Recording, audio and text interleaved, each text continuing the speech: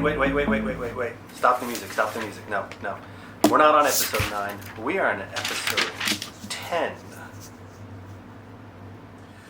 Hey everyone. For this video, I kind of figured I would continue from the last one. The overall theme is I have not done a finished painting in probably a dozen years, and I was unhappy with a lot of the work I was doing for various reasons.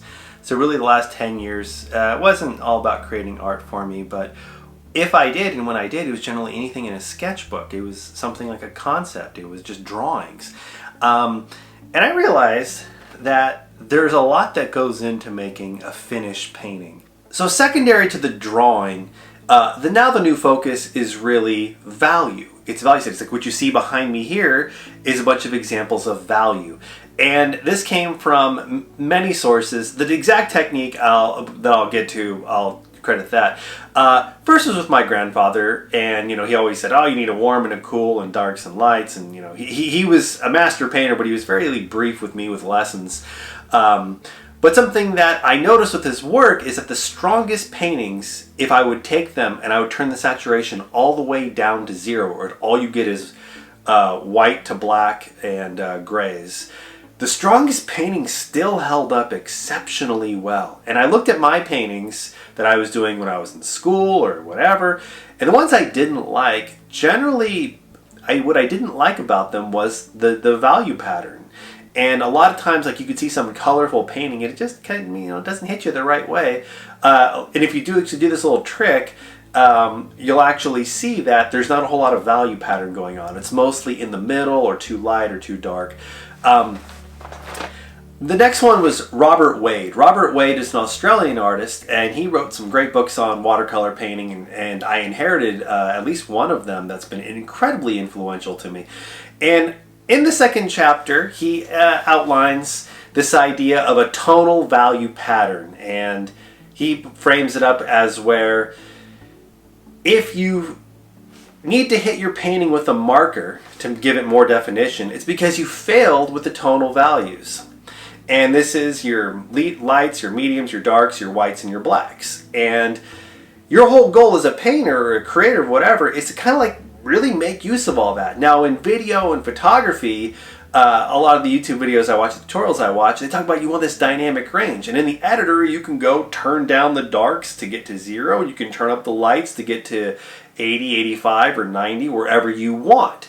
And then you can have this big range in between. But with a painting, it's a little harder. You've got to plan it going in.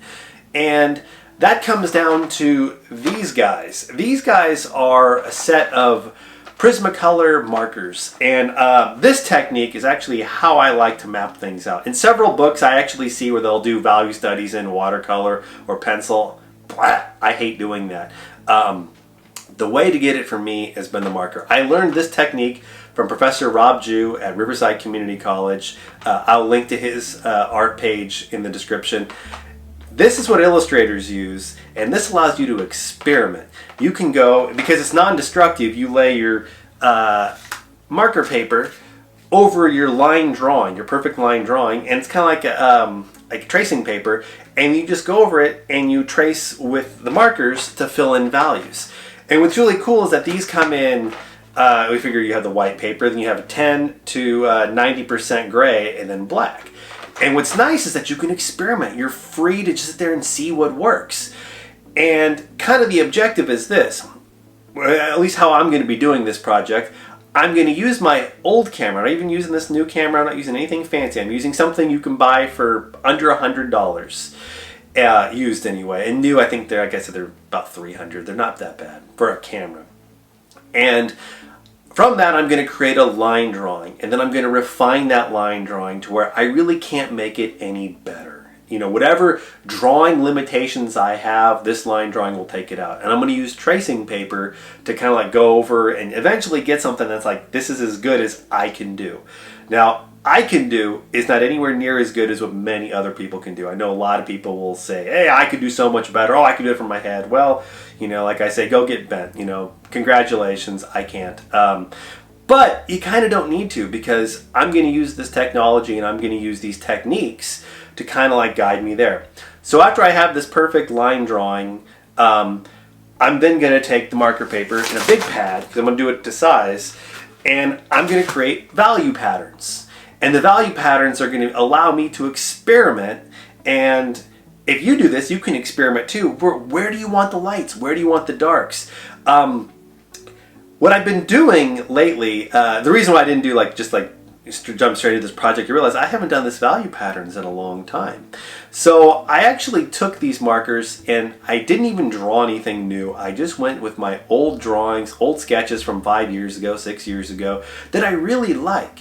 Now when I was doing these watercolor sketchworks, if you notice, it's just ink and then there's little washes over it, which I think is a cool little sketch technique. It's one of my favorite sketch techniques. But you don't really get the good range of values because the inks is black, and then the way I was doing washes, you get somewhere towards the middle or maybe a little lighter. It's not a huge range and you don't have that total control. With these guys you do. So what I was doing was, I figured before I jump into something bigger, I would go and I would do some just some sketch drawings with the markers and just kind of to freely experiment. And what's so cool about this is each one takes 10, 15, 20 minutes. If you get really complicated, maybe it takes an hour. The San Francisco one that I will have up on the screen right now, I think I spent an hour and a half doing this while I was watching TV or something casual. I wasn't diligently just working on it, and it was probably, kicked back late at night. But I actually really like this because you see flaws in your drawing. In this San Francisco one, I ran into issues with the where the little cab cars are. Actually, it's right here. By doing this exploration technique, I knew I would run into that in the future if I actually went and painted that from my source drawing. So I kind of have also the philosophy that if I had this marker technique and watercolor paper and went straight to a watercolor, my watercolor is never ever going to be as good as my marker technique. The reason why is this. Not that I'm better at markers, I'm not. I'm not even good at markers, but I have more control. I can do it over and over again, and I have the line drawing underneath, so I can sit there and eventually get it. But my philosophy is this. If I'm really happy with this marker drawing, what I'll do is I will then go and use that as a roadmap for the painting. Now the painting will never be as good as the marker drawing, so the marker drawing's got to be really good. I mean, it's going to be more colorful because the markers are all in grays. But my idea is this. If I have a drawing that I'm happy with and I use every little trick and every little tool at my disposal, it'll be good. And if I use this marker technique to get at least what I'm happy with a value pattern design, will be good. Then all I got to do is make the painting live up to the tonal value pattern of the marker study. Now, something else I want to show you. This was probably back in 2006. I took a color theory class with Professor Robert Jew, and this was, if you live in the Riverside area and you can take this class with this individual, I highly recommend it, especially if you're drawing, painting, or anything. It's not about creating art, it's about distilling down just color and value.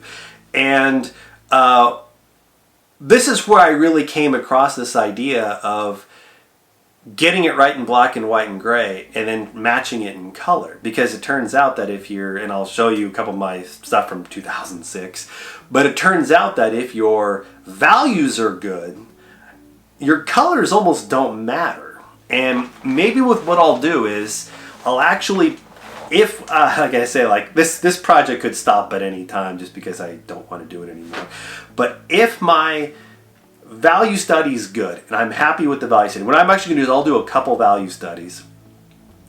I will then take one of them and I'll make at least one painting from it, but maybe I'll make a couple. And what my goal will be is to retain the values to where the middle tones are in the middle, the lights are light, darks are dark, but I'll use completely different colors. So what could be an orange here, could be a blue there, could be a red, could be a green. But if the values all line up, my hunch is it should be a decent painting. Now someone may look and say, oh, the hues are all off, but if it's artistic flair. So this is kind of something that it's really weird actually learning how to use the camera I'm going back and wanting to pick up the markers because I'm now thinking in terms of all these values or f-stops or whatever. Now, ironically, in every watercolor book that I have, and I inherited dozens of them, in every discussion with my grandfather, there was no mention of using neutral markers to map out a value pattern using this, marker tracing paper. Not one. Now, I know other artists do it. In illustration classes, they teach it. But in the fine art books, it's really weird. I don't hear that technique. I inherited all of my grandfather's art materials. There were no gray markers anywhere, and the only black markers he had were for that he would use on fixing up a painting. Now, while the Robert Wade book mentions you failed to master the tonal value patterns, and he's right, my grandfather's attitude was a little more optimistic. And it was, if you spend all this time working on a painting and it doesn't turn out, you don't gotta throw it away. You can hit it with a marker and kind of save the day. There's no need to trash it. You just do this technique. I'm actually going to show you one of my. I actually really like this painting, but it's one of the not as strongest paintings that he did, and you're going to see why. Is he has black marker in it that he uses to make edges. Now, I say with art you can do whatever you want whenever you want. You are not governed or bound by technique. Only what you can physically do, of course. But you'll notice with these paintings, these couple paintings I'm showing you, the gray values are good, but you kind of had to have the markers in to create even more contrast. Now, as a final finished painting, there's nothing wrong with it. But the goal that I'm going to try to do is for the final painting, not use any markers, not anywhere on there, and do it purely by tonal value patterns. So if you're curious about this method, what's really cool is that it's not a particularly expensive one. You can get marker paper such as this guy. This one's actually probably old. I probably owned this pad for at least a dozen years, maybe 10 years. Didn't get a whole lot of use out of it. I just bought them. They're under 20 bucks, and that small one's probably under 10. The bigger one I got, I think it's like 18 or something like that. You get 50 sheets. Pretty good. The markers, expect to pay about $2 a marker, give or take, and you need 10 of them, maybe 11. I was taught to use cool grays over warm grays. I don't know why, but I've been using cool grays. I checked on Amazon and cool grays were cheaper. So a lot of times it's very easy to look at your work and like, oh, I don't really like that or whatever, and you can't quite articulate why. Oftentimes, I think you're going to find it's your tonal value pattern. If the drawing is good and you can use whatever method you want to draw and you're happy with your line drawing, what's going to go wrong? Probably going to be the tonal values. You're probably, in a good way to check it, like I say, turn the saturation all the way down to 0. And what you're going to see is just white, black, and gray. And usually all the colors will kind of just become one or a very narrow band of grays. And that's the issue. So with this technique, you can kind of go and build up and figure out what you want to do value-wise and study it. My father would show me pictures and he'd say, oh, you should make a painting out of this.